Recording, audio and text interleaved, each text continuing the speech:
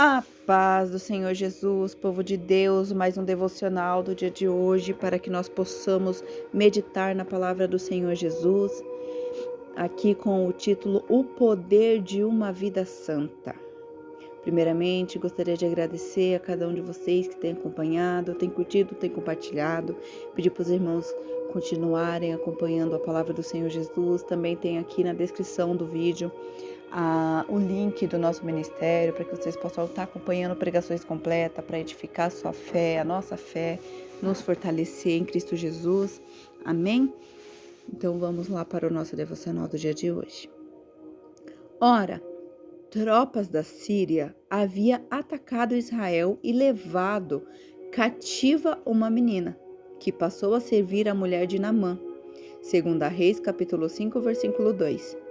Em 2 Reis 5, lemos sobre uma jovem israelita, cujo nome não sabemos, que foi sequestrada e levada para a Síria. Seria extremamente fácil para ela ficar injuriada com Deus por isso acontecer. E certamente ela poderia se revoltar com as pessoas que a manteriam como escrava. Então, quando seu mestre Naamã estava sofrendo com lepra, ela poderia ter pensado que morra.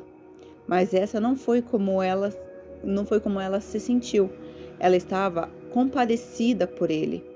Ela percebeu a oportunidade de falar a Naamã a respeito de um profeta chamado Eliseu, que poderia orar por ele. Eliseu era sucessor de Elias. Deus estava trabalhando através dele e usando para ressuscitar algumas pessoas. Como Elias, ele tinha o poder de fazer milagres. A garota, de alguma forma, ouviu a respeito dele, então disse para a esposa de Naamã: se o meu senhor procurasse o profeta que está em Samaria, ele o curaria da lepra. 2 Reis 5:3. Isso me lembra de Sadraque, Mesaque e Abednego, jovens israelitas que também foram aprisionados. Eles foram levados para a Babilônia quando então o rei mudou seus nomes. Mas ele não podia mudar seus corações. Eles andavam próximo a Deus, assim como essa jovem mulher. Imagine como ela se sentiu quando soube que Deus havia curado Naamã. Imagino se ela já havia pensado que Deus usaria alguém como ela para curar uma pessoa tão insignificante como Naamã. É algo incrível viver uma vida tão próxima a Deus, que quando você fala com alguém é ouvido. Essa garota foi ouvida porque era uma grande pessoa e trabalhava duro. Ela ficou muito firme em sua fé, mesmo em terras estrangeiras. Confiança nas dificuldades. Busque o Senhor e Ele me respondeu. Livre-me de todos os meus temores. Salmo, capítulo 34, versículo 4. Pai Celestial, assim como a jovem cativa em 2 Reis 5, ajuda-nos a ter coragem, compaixão e medo em meio a dificuldades. Fortalece nossa fé para podermos confiar em Ti, mesmo quando as circunstâncias parecem desfavoráveis. Capacita-nos a ser instrumentos de Tua graça e misericórdia deste mundo, compartilhando a esperança do Evangelho com aqueles que precisam dela. Em nome de Jesus. Amém. Meus amados irmãos, aqui a gente consegue meditar sobre algo que o nosso Senhor Jesus nos disse. Lá em Mateus capítulo 5, versículo de 44, eu vos digo, porém, amai os vossos inimigos, bendizei os que vos maldizem, fazei bem aos que odeiam, e orai pelos que maltratam e vos perseguem, para que sejais filhos do vosso Pai, que está nos céus, porque faz o que o sol se levante sobre os maus e os bons, e as chuvas desça sobre os justos e as injustiças. Porque quando a gente olha o caso dessa israelita, a gente pensa, ela é escrava dele. Ela está vivendo num período de escravidão, está ali na vida tão dependente de Deus, de uma maneira que ela está aprisionada, né? Está aprisionada, escravizada, e E a gente olha assim para a ocasião que muitas pessoas falam: ah, ele que tá com lepra, ele vai morrer, eu vou sair desse cárcere. Ela com certeza, o inimigo sopra na mente falando, né? Mas a atitude dela é que nos impressiona. Ao invés de ela amaldiçoar, ao invés de ela maldizer, ela apresentou alguém que possa curar através de Deus. Vai usar a fé que ela tem, vai usar o que ela aprendeu para que Deus possa alcançar essa vida, alcançar esta alma. Quando ela está nessa área que está tão difícil para ela, a gente vai olhar e vai ver e vai pensar que não há mais jeito, não há mais solução, deixa ele que morra, ele vai morrer, que assim ela vai estar livre. Mas não, ela foi e falou: vai a este profeta se chama Eliseu, ele faz milagres, ele tem o poder como Elias, quando ele está disposto a ir até Eliseu. Então assim a gente já sabe que ele abriu o coração para ouvir. Quando ele escuta essa mulher, é o primeiro passo de uma decisão. É o primeiro passo de falar assim: eu não vou ficar nessa mesma, porque eu tenho uma saída. E quando ele apresentar essa saída, que Deus existe, que Deus faz milagre, que Deus é com todos aqueles que nele esperam, que nele confia, ele vai pela ajuda de um servo que lhe falou muito. Quando ele se apresentou ao profeta Eliseu, ele ficou meio cabreiro, né? Ficou assim: será que vou, será que não vou? Porque o profeta mandou ele dar 7 mergulhos, né, no Rio Jordão. Só que ele, indignado, falou assim: como assim? Eu posso ir em mares, em qualquer outro lugar. Mas daí o servo dele falou assim: se ele não te pedisse coisas maiores, você não o faria? Não o faria? Então, assim ele tomou a atitude. Assim como a serva tomou a atitude de falar do tamanho do Deus dela, o tamanho dos milagres que Deus fez, ela tomou essa atitude de abrir a boca, de confiar. Ele também foi.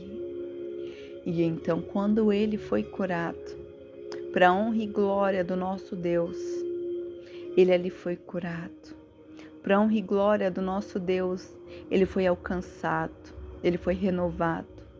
No 7º mergulho, quando ele se levanta, ele olha para o corpo, já está sarado e curado. Muitas das vezes a gente se encontra numa posição de escravidão, numa posição que a gente olha e fala: não tem mais jeito, não há mais solução, está num ambiente que parece que já não tem mais para onde correr. Daí o Senhor olha para a gente e fala: filho, eu estou aqui. E muitas das vezes usa um menorzinho da casa, usa alguém desconhecido, até mesmo essa palavra, para que alcance o seu coração e te lembre que ainda há um Deus que tem cuidado, olhado, zelado por você, por mim, pela sua casa, pelos seus. E quando nós confiamos no Senhor, nós sabemos que a cura chega, o milagre chega, o renovo chega. A confiança na dificuldade é a parte mais difícil. Mas nós temos que colocar a nossa confiança em Deus, e o resto Ele fará por nós. Busquei o Senhor e Ele respondeu: livrou-me de todos os meus temores. Aqui o salmista vai dizer, 34:4.